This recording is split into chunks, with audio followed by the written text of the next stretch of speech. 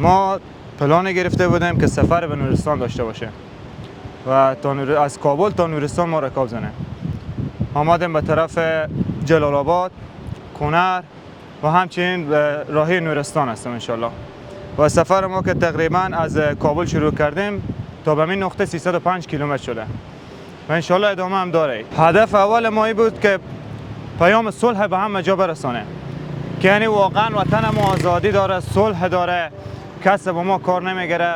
ورزش ما ورزش صلح و دوستیه، نه ورزشی که در خفا باشه و جار و جنجال باشه. خب خیلی عالیه چون ما طبیعت زیاد میبینیم. به این مدت که رکاب زدیم ما سبزی، مردم، فرهنگ‌های مختلف، رفتارهای مختلف، زبانهای مختلف ما دیدیم به میرا و ما یک تنوع خاصی است. و سفرها رو خیلی دوست دارم که باشه. ما رفتیم دیگه سفرهای خارجی هم رفتیم، دیگه سفرهای داخلی برمان بودیم که یعنی زودتر ببینیم. اومدیم به دیدن از اینا.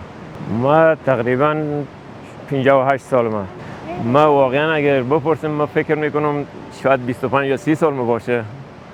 با امید همو رکاب میزنم، با امید همو 30 سال یا 35 سال، با اون امید حال ما خود از جوانا رکاب میزنم.